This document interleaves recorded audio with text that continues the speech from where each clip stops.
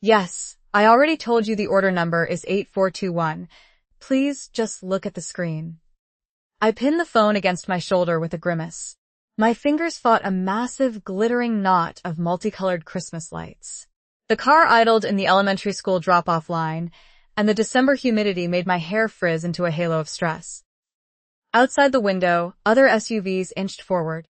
The drivers wore those blank, polite expressions that meant they judged how long I took to let my kids out. The woman on the phone sounded like a recording of a recording.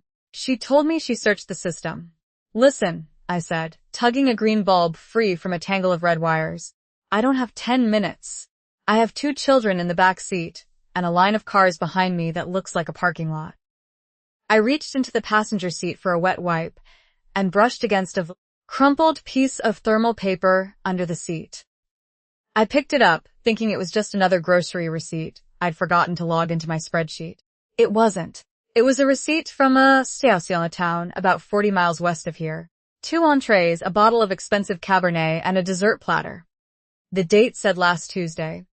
Anthony H. Thomas told me he stayed late for a meeting with the regional directors that night. I stared at the total. $312. A sharp, cold prickle of I felt my face get hot. $300. After her chin and that almost covered the remaining balance for the dental crown I'd put off for 6 months, because our insurance plan treated adult dental like some luxury add-on we couldn't afford.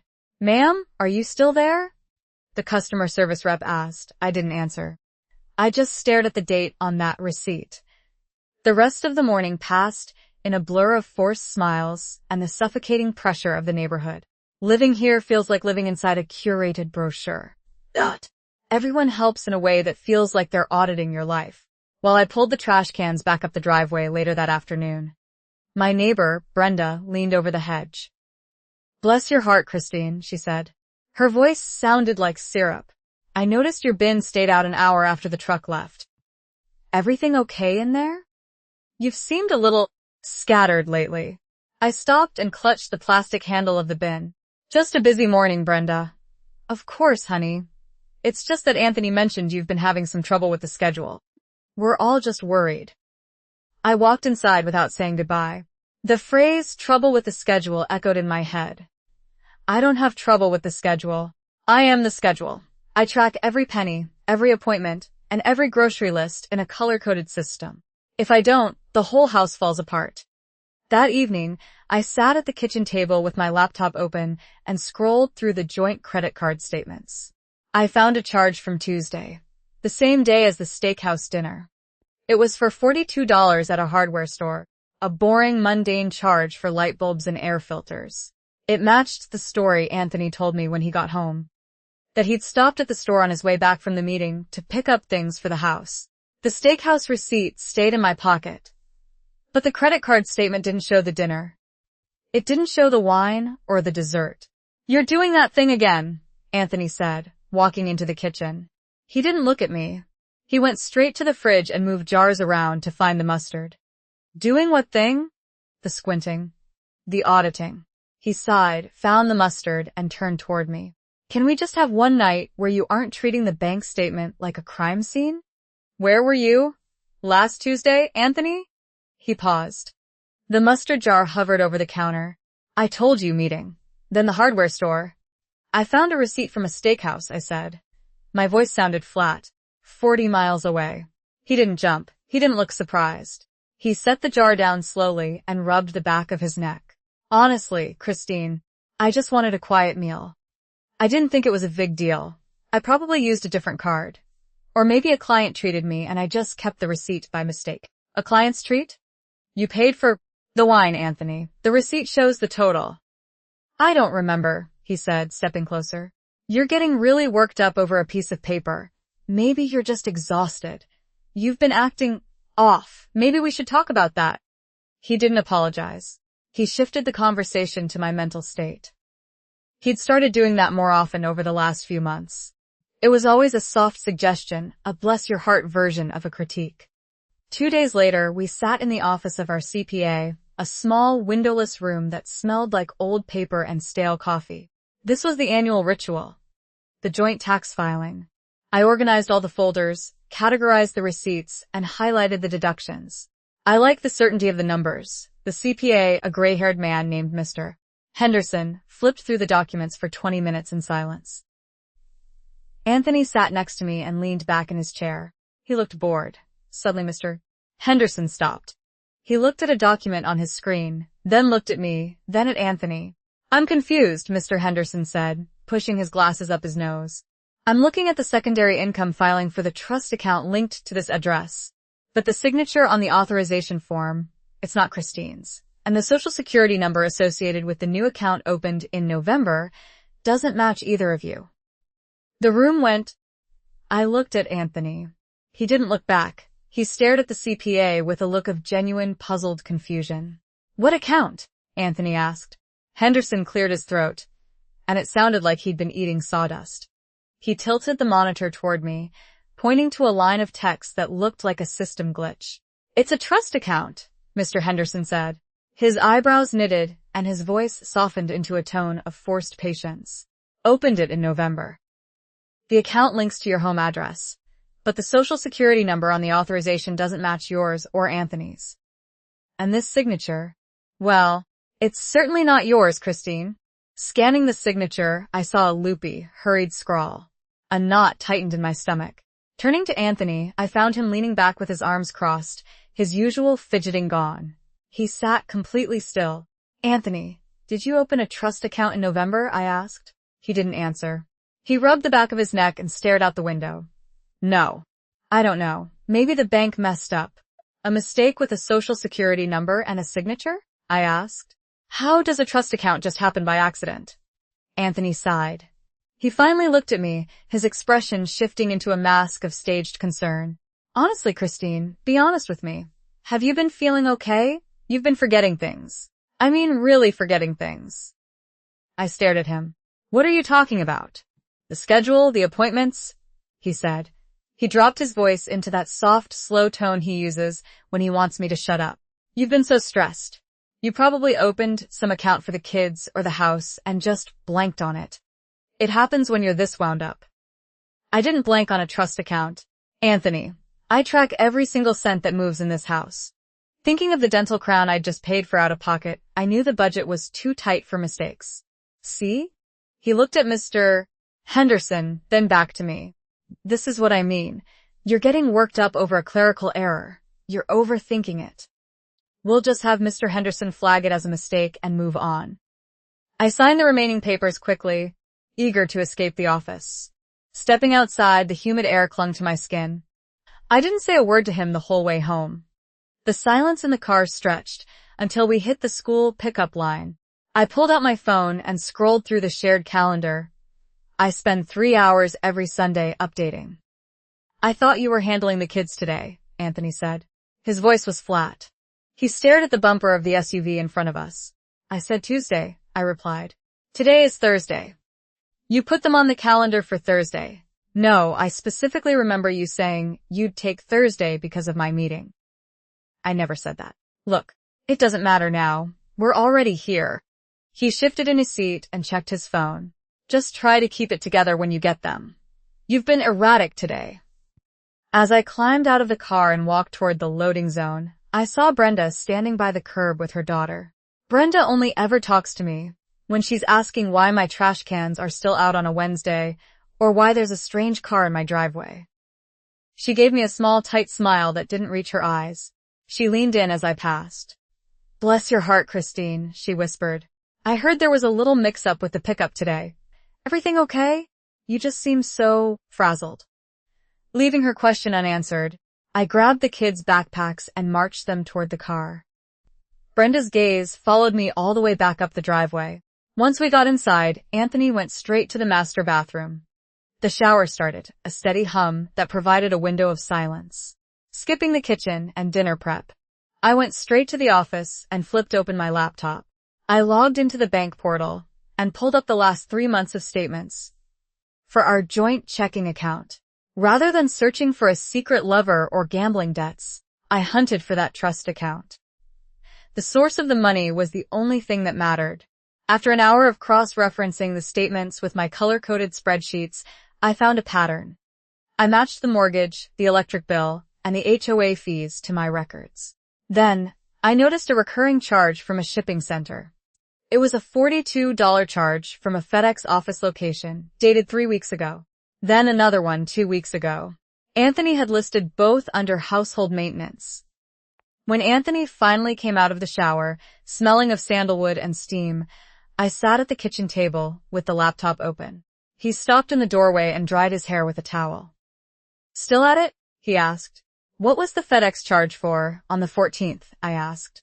He paused, the towel draped over his shoulder. He looked at the screen, then looked away. That. I had to send back some old samples for the regional office. The companies wouldn't reimburse the shipping because the materials were outdated. I just put it under household because I didn't want to deal with the expense report. $42 for samples? It was a heavy box, Christine. He sighed and walked toward the fridge. Are we really doing this again? I thought we agreed to have a normal evening. The explanation sounded mundane. It fit his usual patterns. I closed the laptop and stood up to start the pasta. As I reached for the colander, my phone buzzed on the granite counter. It was a text from my mother. "Bless your heart, honey." Anthony mentioned, "You've been struggling a bit with your memory. I'm coming up this weekend to help you get organized." The text sat on my screen. Bless your heart. In this neighborhood, that phrase isn't a kindness. It's a verdict. I stared at the glass until the screen dimmed. My mother doesn't just help people get organized. She stages interventions. She usually shows up with a label maker and a list of my failures, then spends the weekend auditing my pantry and my patience. I looked at the kitchen clock and realized I'd been standing still for 5 minutes. The pasta water boiled over, sending a cloud of starchy steam into the air. I killed the burner and leaned against the counter. I kept thinking about the CPA's office. A trust account, a fake social security number, a signature that looked like a child's attempt at cursive. "You still staring at your phone?" Anthony asked. He walked back into the room wearing a fresh t-shirt. He smelled like sandalwood.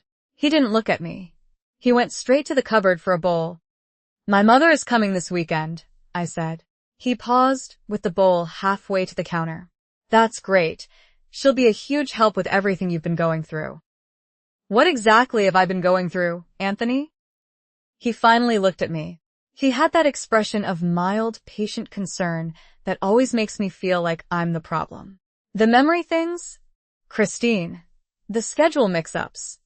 I just mentioned to her that you've been a bit overwhelmed. I thought she'd be a comfort." The way he said overwhelmed made me feel like a 10-year-old failing a test. I felt a surge of petty anger. I wanted to throw the pasta pot across the room.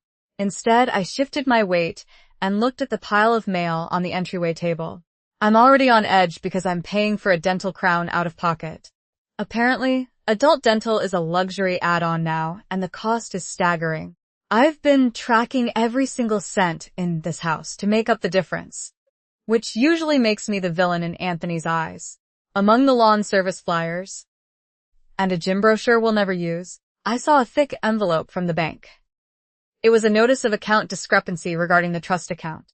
I hadn't seen it before. It must have arrived while I was at school pickup. I picked up the envelope. My fingertips felt numb. I didn't open it in front of him. I slid it under a stack of property tax documents. The taxes in this neighborhood are a nightmare, and the annual bill makes me double-check every expenditure for the rest of the year. I knew Anthony wouldn't touch those folders. "I'm going to start the sauce," I muttered. I turned my back to him. For the next hour, I played the part of the normal wife. I served the pasta. I listened to Anthony talk about his regional directors.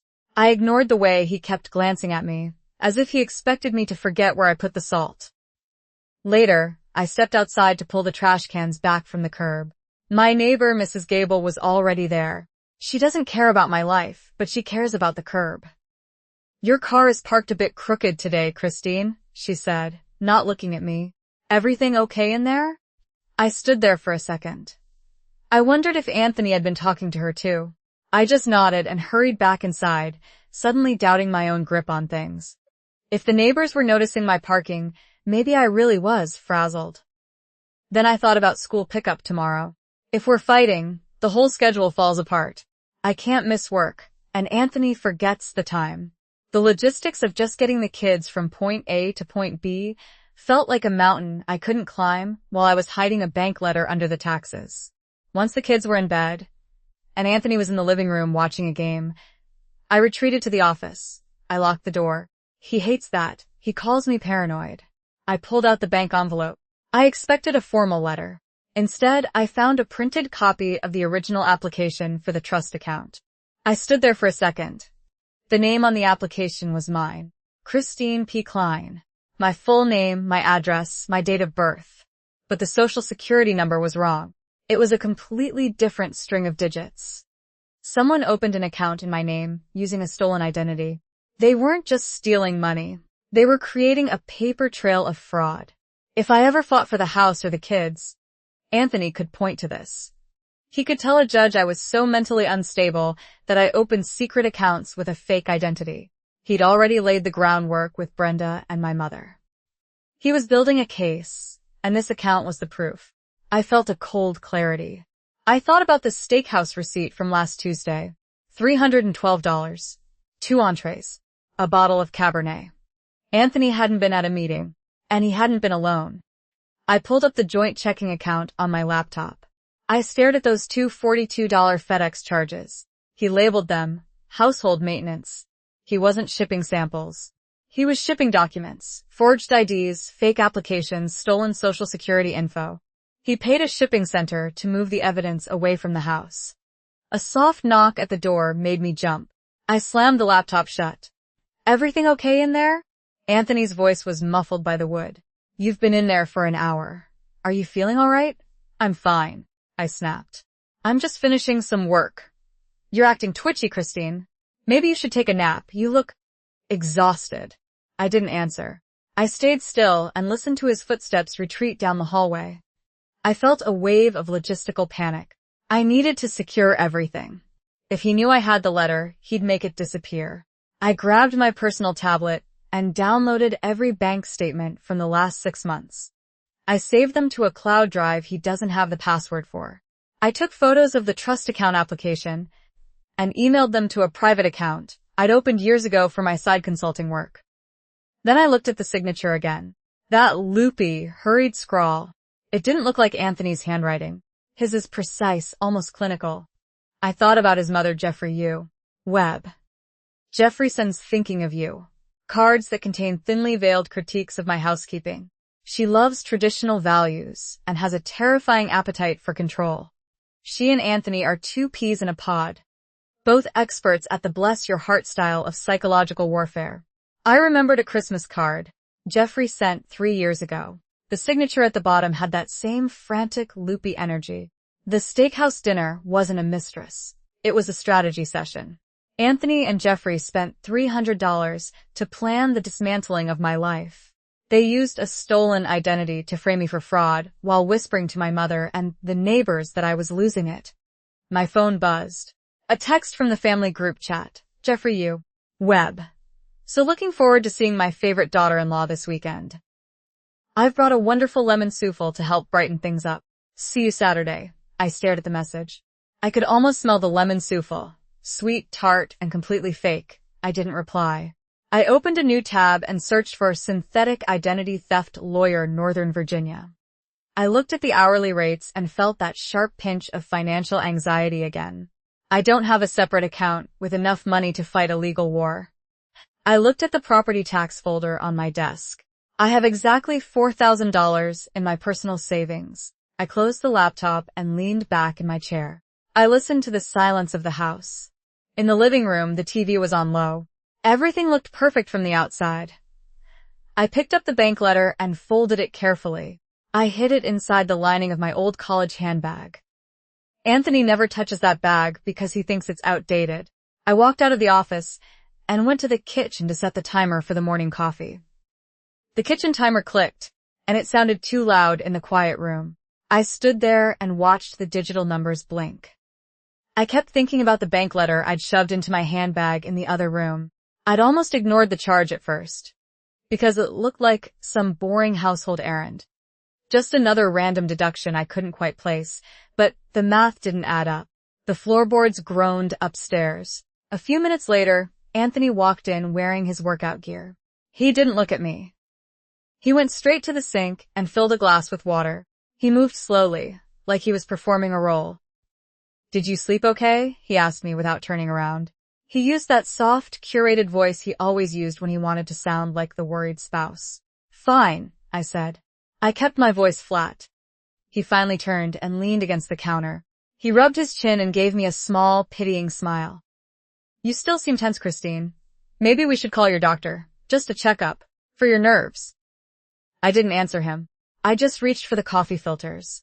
I spent the next 3 weeks making hushed phone calls and paying expensive hourly rates.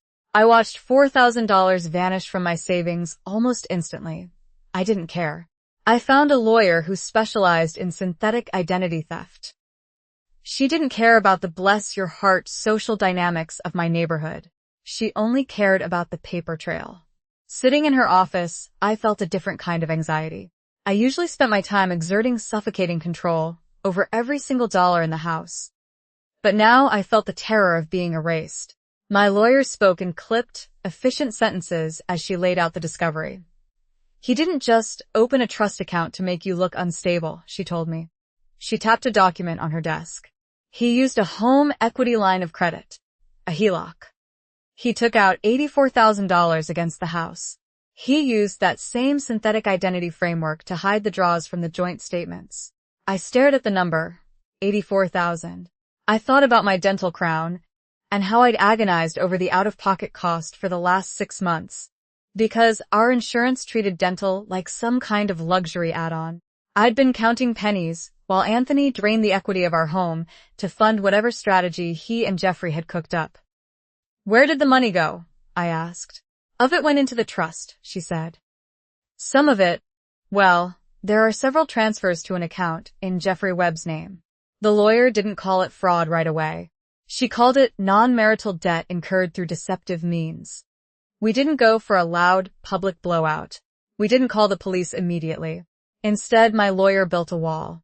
She used aggressive filings and a specific court order to ensure a debt dump. Because Anthony secured the HELOC through identity fraud and hid it from the marital estate, the court ruled that Anthony alone held the liability. He couldn't claim it was a joint household expense, since he'd spent so much effort pretending the debt didn't exist. We lived in the house in total silence. We stopped arguing. We stopped talking about my memory issues. We just moved around each other like strangers in a hotel. The school pickup became the most irritating part of my day. Every afternoon, the logistics felt like a battle. "I have the kids Tuesday and Thursday," Anthony said one afternoon. He leaned against the kitchen island and stared at his phone. "That's what the calendar says," I replied. I didn't look up from the mail I was sorting. "Just try not to be late. The teacher's already asked why you've been so distracted." He sighed, a heavy performative sound, and walked out of the room. I wondered if he was still texting Jeffrey, or if Jeffrey was too busy planning her next supportive visit. The mediation happened in a gray office building near the courthouse. No one screamed. No one made accusations. 3 of us just sat around a mahogany table with a stack of spreadsheets. Anthony sat across from me. He looked tired. He didn't smell like sandalwood anymore. He smelled like old coffee and stress. He kept his eyes on the mediator. "We will sell the house," the mediator said in a monotone. "We will split the proceeds, minus the outstanding HELOC balance. Per the court order, Mr. Thomas is solely responsible for that balance." Anthony shifted in his seat. He cleared his throat and looked at the ceiling. "I just think it's unfair that—" "The math is the math, Anthony," the mediator interrupted. I asked him one more time where the rest of the money went. He gave me a half answer, something about investments for the children's future, but he wouldn't provide a date or an account number. That just gave me a new question to hand over to my lawyer. We spent 4 hours on the custody schedule. We argued over who got the kids on Thanksgiving and how we would split the drive to the coast. It felt like a business transaction. I preferred the coldness of it. The more it felt like a contract, the less it felt like I was losing my mind. By the time I signed the final papers, I felt exhausted but stable. The neighborhood reacted exactly how I expected. Mrs. Gable stopped me while I was loading the dishwasher in the garage.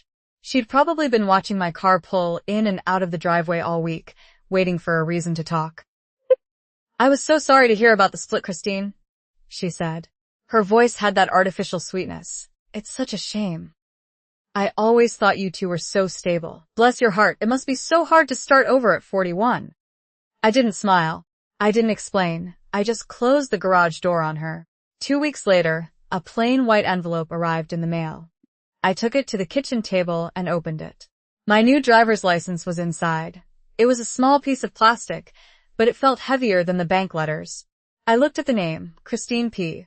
No Thomas. No wife. Just my maiden name in clear black letters. I set the license on the counter and watched the steam rise from my mug. I stayed there and stared at the card until my coffee got cold.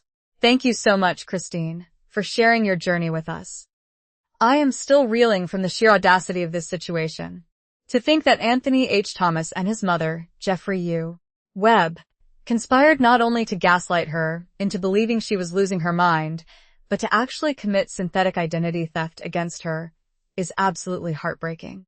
The level of betrayal required to drain $84,000 from a home while pretending to be concerned for a spouse's mental health is truly sinister.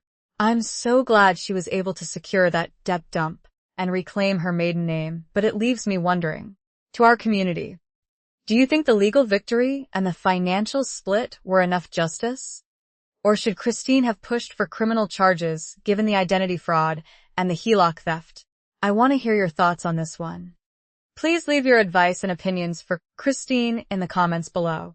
And if you haven't already, make sure to hit that like button and subscribe to the channel so you never miss a story. Thanks for watching.